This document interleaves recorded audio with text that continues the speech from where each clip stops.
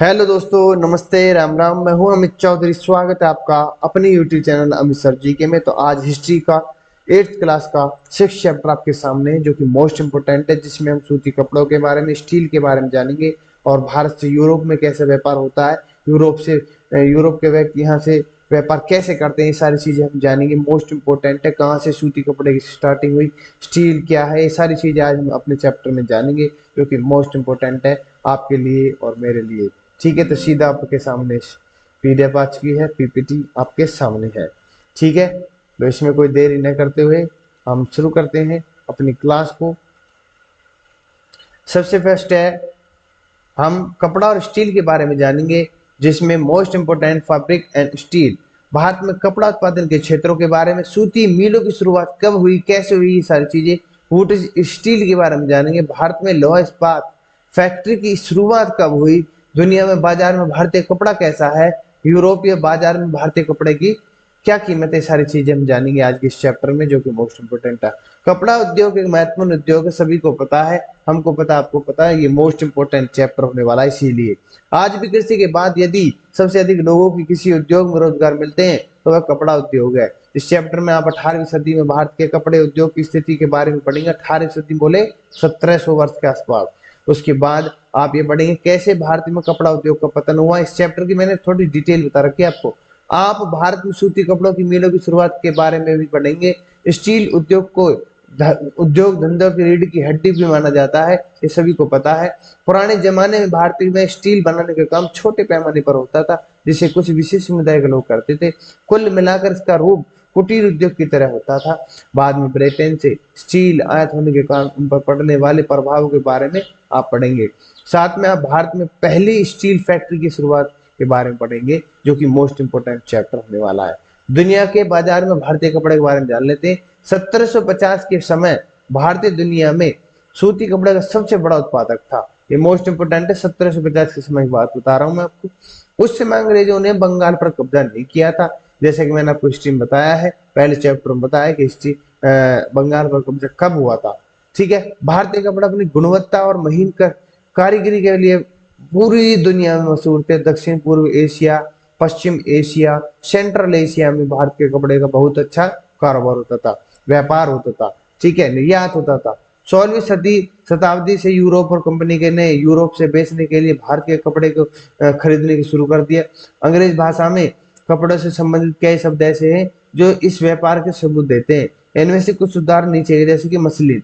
ये मसलिन बाहर के वर्ड है। किसी भी महीन बुनाई वाले कपड़ों को मसलिन या मलमल कहा जाता था। यह शब्द आधुनिक ईरान के मोसुल से आया है, जो कि मसलिन नाम है। ठीक है, इसी जगह पर यूरोप के व्यापारी को पहली बार भारत की सूती कपड़े के बारे में पता चला था। ठीक है, अरब के व्यापारी मोसुल में भारत के महीन सूती कपड़े के बेचने के लिए लाते थे। मोस्ट इंपोर्टेंट है। अब पढ़ लेते कैल्को क्या है, यहाँ से क्वेश्चन उठे। हर तरह के सूती कपड़े के लिए यह नाम इस्तेमाल होता था। पुर्तगाली सबसे पहले केरल के कालीकट में आए थे। ये मोस्ट इंपोर्टेंट है, सबसे पहले पुर्तगाली कौन आया था, इन कमेंट मुझे बता सकते हो आप मेरे भाई। ठीक है, जिस सूती कपड़े को वे वहां से यूरोप ले गए उन्हें कैल्को कहा जाता है। ये मोस्ट इंपोर्टेंट है। सूते कपड़े को ले जाना, कहां पर ले जाना, यूरोप में ले जाना, क्या कहा गया उसको, उसको कहा गया कैलिक। ठीक है मेरे भाई, कैल्को कैलिक। ठीक है, जैसे मैं बताता हूँ सिंटज क्या होता है। भारत में फूलों के छोटे छापे को छींट कहते हैं। क्या कहा जाता है, छींट। देख लो, मोस्ट इंपोर्टेंट है, जैसे कि कोई दिक्कत नहीं हुई होगी आपको सामने। फिर इसके बाद है, जैसे कि छींटदार फ्रॉक जो होते हैं, जैसे कि नीचे आप मैंने दिखाया हुआ है, एक मिनट, कहाँ गया पेन, हाँ हाँ, जैसे आपको दिखाई हुई है। ठीक है, दिख रही होगी, ये छींटदार फ्रॉक है। इसी तरह से सिंटेक्स शब्द बना है। भारत में आने वाले जिन कपड़ों पर छोटे छोटे फूल जैसी छपाई होती है उन्हें सिंटेक्स कहा जाता है। जैसे आपने देखा होगा, लेडीज महिलाओं को, भाई बहनों को तो पता ही होगा। ठीक है, जैसे कि बंडाना। ठीक है, चटक रंगों की छपाई वाले स्कार्फ को बंडाना कहा जाता है, और यह शब्द बांधना से आया है। और बंदनी कि एक कला है जिसमें कपड़े की कई जगह पर गांठें बांधने के लिए विभिन्न रंगों में रंगा जाता है, और कपड़े को सुखाने पर जब गांठें खोल दी जाती हैं तो कपड़े का अनोखा डिजाइन बन जाता है, जैसे कि आपके सामने ये। ठीक है, ये मोस्ट इंपोर्टेंट है, इसलिए मैंने चित्र आपके सामने धर दिया, इमेज आपके सामने धर दी है। यूरोपीय बाजार में भारतीय कपड़ा कैसा है। 18वीं, जैसे कि कैल्को एक्ट है, एक कैलको एक्ट, जैसे मैंने बताया ना आपको पीछे, वो ये कैलको एक्ट 18वीं सदी की शुरुआत में इंग्लैंड के ऊन और रेशम निर्माता भारत के कपड़ों को लोकप्रियता से परेशान हो लगे लगे थे। वे भारत के सूती कपड़े के आयात का विरोध करने लगे थे। उस दबाव में आकर ब्रिटिश सरकार ने 1720 में सिंटेक्स के इस्तेमाल पर बैन लगा दिया था। सिंटेक्स बोले तो ये वाला, ठीक है मेरे भाई। वो दिक्कत, उस कानून का नाम कैलको एक्ट था, ठीक है। ये बहुत चालू है अंग्रेज। यह ध्यान देना होगा कि कैलको शब्द कालीकट से आया था।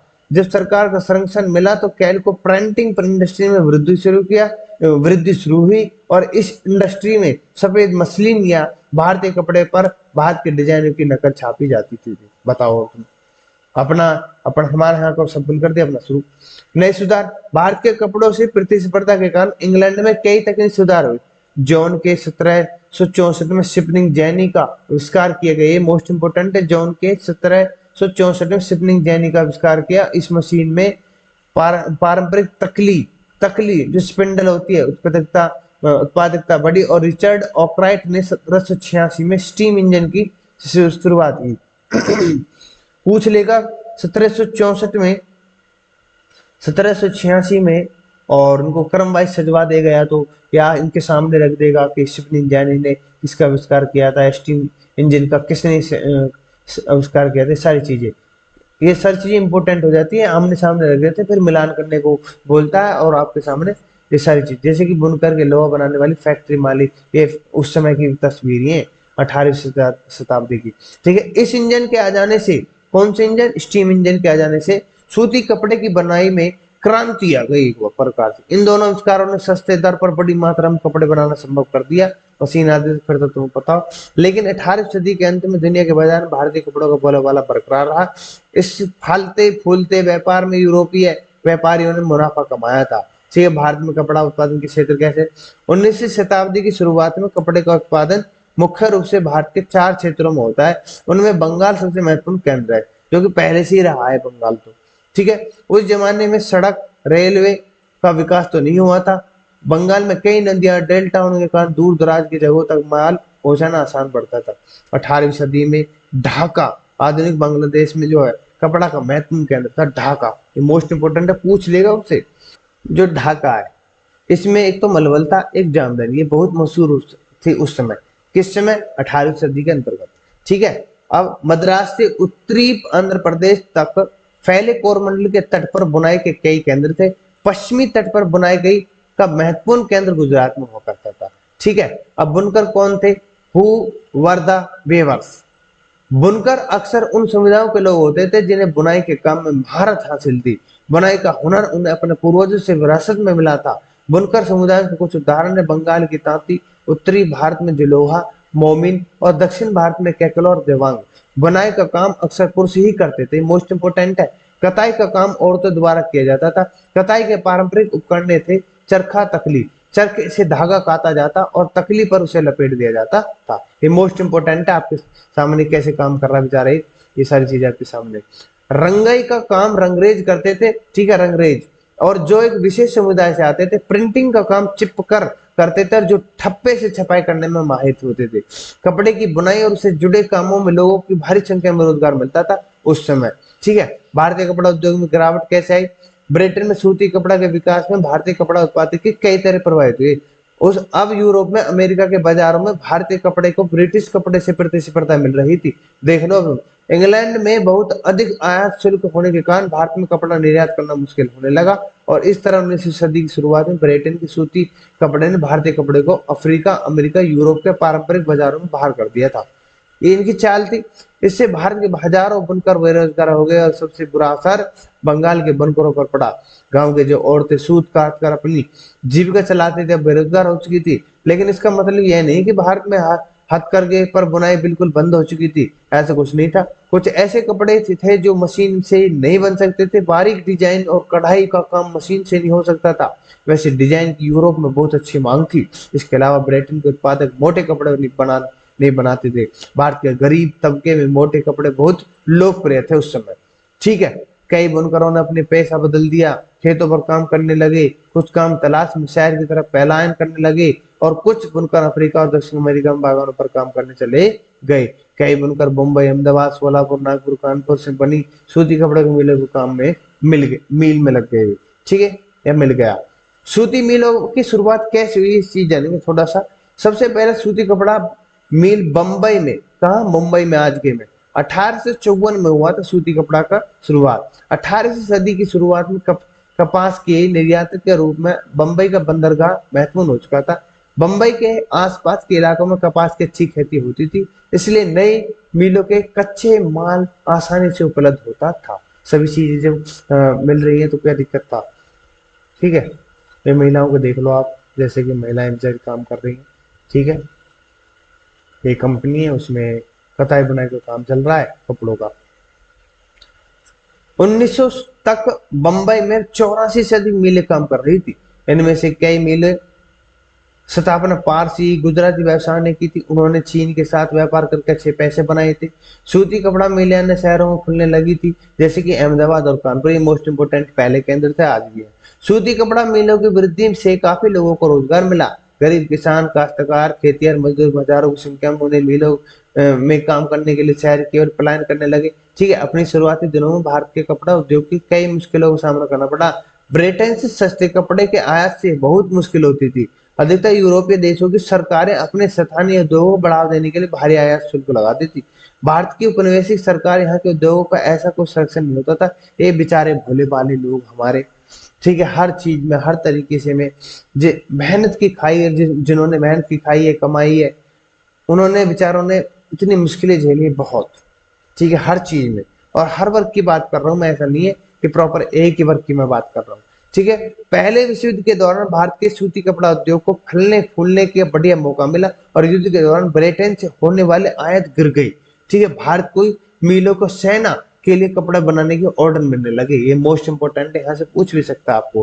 प्रथम विश्व युद्ध की बात है ये। ठीक है, 1914 से 1919 से 18। ठीक है, कर लेना आप। ठीक है, नेक्स्ट है वुड स्टील। आपने टीपू सुल्तान की तलवार के बारे में कई किस्से सुने होंगे, सुनाए भी होंगे, मैंने सुनाए होंगे। यह तलवार बहुत कठोर और धारदार होने के कारण खास मानी जाती थी। तलवार की एक खासियत एक विशेष तरह की कार्बन स्टील के कारण थी, जिसे वुटेज स्टील कहते हैं आज भी। ठीक है, यही है वो तलवार। ठीक है, इसमें बहुत कुछ छपा हुआ। वुटेज स्टील का उत्पादन पूरे दक्षिण भारत में होता था उस समय। दक्षिण भारत बोले नीचे। वुटेज स्टील से बनी तलवार की धार बहुत पैनी होती थी और उसे उस पर लहरदार पैटर्न होता था। यह पैटर्न लोहे में कार्बन के बहुत ही छोटे क्रिस्टल के कारण संभव हो पाता था। जैसे कि आप चित्र में फिर दिखा देता हूँ, इसकी बात कर रही हैं। ठीक है, फ्रांसीसी बुकनान क्या है, ने 1800 में मैसूर के दौरा किया, मतलब वो वहां पर गए। ठीक है, वुटेज स्टील के उत्पादन की तकनीक के बारे में बहुत कुछ लिखा था उन्होंने। इस स्टील को छोटी भट्टियों में बनाया जाता था। लोहे को चारकोल के साथ मिलाकर मिट्टी के छोटे बर्तनों में रख दिया जाता। तो ये मोस्ट इंपोर्टेंट है भाई मेरे। ठीक है, उसके बाद तापमान के बारीकी फेरबदल की सहायता से स्टील की सिल्लियां बनाई जाती थी। उन सिल्लियों का इस्तेमाल तलवार बनाने के लिए न केवल भारत में होता था, बल्कि पश्चिमी और केंद्रीय एशिया में होता था इन चीजों का व्यापार। बाद में कुछ ऐसी घटनाएं हुई कि 19वीं सदी के मध्य तक वुटेज स्टील का उत्पादन समाप्त हो गया। ठीक है, इसका सबसे अहम कारण था कि ब्रिटेन से स्टील का आयात होने लगा। लेकिन 19वीं सदी के अंत छोटे पैमाने पर लोहे के प्रगलन का काम शुरू होने लगा और बिहार और केंद्रीय भारत में लगभग हर जिले में ऐसे लोग थे जो लोहे का प्रगलन करके कई कामों के लिए लोहा बनाते थे। ठीक है, लोहे को गलने के लिए मिट्टी और धूप में सुखाई ईंटों से भट्टियां बनती थी। लोहे को गलाने का काम पुरुष करते थे और धौंकनी या भांति चलाने के लिए काम औरतों को होता था। ठीक है, 19वीं सदी को मतलब उनको आग जो लगा प्रज्वलित करने का। 19वीं सदी के आखिरी तक लोहे को गलाने का कला विलुप्त होने लगी थी। इसके लिए वन के नए नियम, वन के नए कानून जिम्मेदार थे। इन कानूनों के कारण लकड़ियां और चारकोल इकट्ठा करना मुश्किल काम होने लगा था। जब कानून बन गए तो लागू उन पर बैन लगने लगा। ऐसे कैसे काट सकते हो। नए कानूनों के कारण प्रगलकों को लिए लोहे आवश्यक के खानों तक पहुंचना मुश्किल हो गया था। ये सारी चीज इंपॉर्टेंट है। ठीक है, नेक्स्ट पेज पर चलते हैं आपके पे। बस एक स्लाइड हो रहा है। सरकार ने कुछ वनों में जाने की अनुमति तो दे दी थी, लेकिन उसके प्रगलकों को बहुत अधिक टैक्स देना पड़ता था। यही बात फंसा दिया ना। भाई ये पेड़ तो ले जाएंगे, पेड़ पौधे ये जो कुछ ले जाना लकड़ी वगैरह ले तो जाओ, पर लेकिन टैक्स लगा दिया। ठीक है, इससे मुनाफा कम हो जाता था। 19वीं सदी के अंत तक ब्रिटेन से आया तो इतना बढ़ चुका था कि छोटे पैमाने पर लोहा बनाने वाली की कमर टूट गई। 20वीं सदी की शुरुआत से भारत में लोहा और स्टील कारखाने खुलने लगे, जिससे छोटे पैमाने पर लोहा बनाने वाले अस्तित्व भी खत्म हो गया। ठीक है, ये सारी चीजें खत्म कर दी किन्होंने? इन अंग्रेजों ने, फरंगियों ने, पाखंडियों ने। भारत में लोहा इस्पात फैक्ट्री की शुरुआत पूछ रहे थे, मोस्ट इंपोर्टेंट है कि जमशेद जमशेद टाटा भारत में स्टील प्लांट लगाना चाहते थे। उनके बेटे दोराबजी टाटा ने इसके लिए कई स्थानों पर तलाश की। आखिरकार सुवर्णरेखा सरवन है ऐसे नदी के तट पर उन्हें ऐसी जगह मिल गई जहां हर जरूरी चीज पास उपलब्ध थी, जैसे लोहा तक भी, कोयला भी, पानी भी।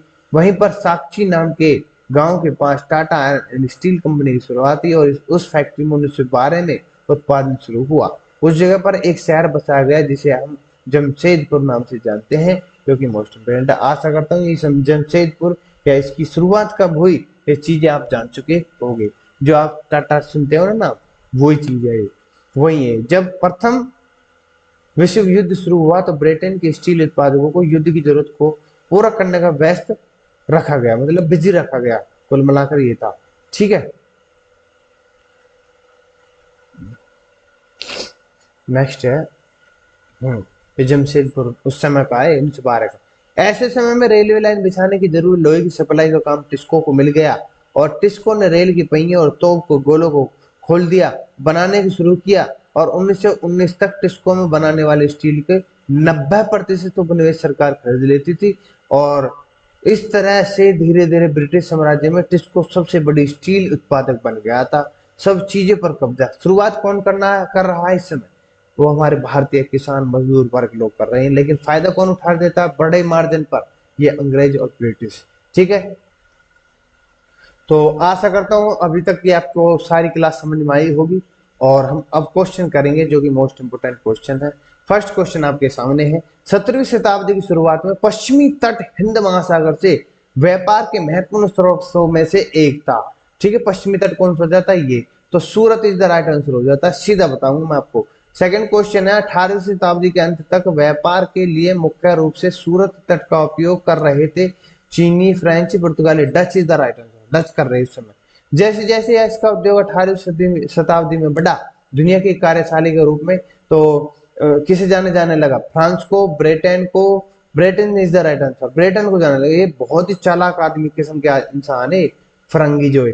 ठीक है, फोर्थ क्वेश्चन आपके सामने। 1750 से पहले दुनिया में सूती वस्त्र का सबसे बड़ा उत्पादक अपना भारत था। ये मोस्ट इंपोर्टेंट क्वेश्चन है। ठीक है, सूरत और अहमदाबाद में बना गया था और इंडोनेशिया में इसका अत्यधिक मूल्यवान था। क्या था वो? पटोला था। मलमल ये सभी गलत हो जाते हैं। ठीक है, करंट से रिलेटेड क्वेश्चन डाला है मैंने। सिक्स क्वेश्चन आपके सामने है। भाप इंजन का आविष्कार किया था जॉन मिल्स जी ने, या रॉबर्ट लुईस ने, या रिचर्ड ऑकराइट ने, या वारेन ने? तो भाप इंजन का आविष्कार किसने किया था? मैंने आपको पहले पीछे भी बताया है, रिचर्ड ऑकराइट। कताई जेनी का आविष्कार किया था, कताई जेनी का आविष्कार किया था आपके जॉन काय ने। ठीक है, मुद्रित सूती वस्त्र, मुद्रित सूती वस्त्र, ये 11th क्वेश्चन आपके सामने। हाँ, मुद्रित, एक मिनट, 8th क्वेश्चन। मुद्रित सूती वस्त्र को के रूप में जाना जाता था इंग्लैंड में। मुद्रित जो सूती वस्त्र किस नाम से जाना जाता है? चिंटस था, ओड्रे थी, बंधन था, मलमल था। तो इसका राइट आंसर हो जाता है आपका चिंटस। ठीक है, मोस्ट इंपोर्टेंट है, पूछ लेगा मुद्रित सूती वस्त्र को इंग्लैंड में क्या बोलते थे। 9th क्वेश्चन आपके सामने है। व्यापक व्यापक विरोध के बाद इंग्लैंड में मुद्रित सूती वस्त्रों पर प्रतिबंध लगा दिया गया था स्थानीय बनकरों से। वह कब लगाया था? ये मोस्ट इंपोर्टेंट है, कब लगाया था? 1725 में, 20 में, या 1721 में, या 1722 में? तो इसका 20 इज द राइट आंसर। 17वीं शताब्दी में बड़े पैमाने पर डच बस्तियां थी, कोचीन, कालीकट, मद्रास, सूरत। ये कौन सा इनमें से क्वेश्चन लग सकता है आपको? तो A Cochin is the right answer हो जाता है, क्योंकि बड़े पैमाने पर डच बस्तियां थी इस समय, इस वक्त पर डचों की। 11th क्वेश्चन आपके सामने है। भारत का पहला राज्य जहां ईस्ट इंडिया कंपनी प्राप्त करने को कामयाब रही, वह आपका राज्य है बंगाल है, मध्य प्रांत है, मालाबार है, मैसूर है। तो इसमें से Bengal is the right answer, Bengal पर ही कब्जा किया इन्होंने सबसे पहले। 12th क्वेश्चन आपके सामने भाई मेरे। ट्वेल्थ क्वेश्चन, रेशम उत्पादन का एक प्रमुख केंद्र था क्योंकि कंपनी ने भारत में व्यापार शुरू कर दिया था, इसका मुख्य केंद्र था बनारसी। और कुछ मत भराना, ये इंपॉर्टेंट है सारी चीजें। ठीक है, नेक्स्ट नेक्स्ट क्वेश्चन आपके समाप्त होते हैं अभी यहाँ पर। तो आशा करता हूँ सारी चीजें समझ में आई होगी। छोटा चैप्टर था, छोटे आपको मैंने बताया, इंपॉर्टेंट क्वेश्चन है। यहाँ से कब कहाँ क्या चीजें उत्पन्न हुई थी, ये सारी चीजें आपके सामने मैंने रख दी विद क्वेश्चन आंसर के साथ। ठीक है, तो इसी के साथ मैं विदा लेना चाहता हूँ। नमस्ते, राम राम, जय हिंद, जय भारत। मिलते हैं नेक्स्ट क्लास में।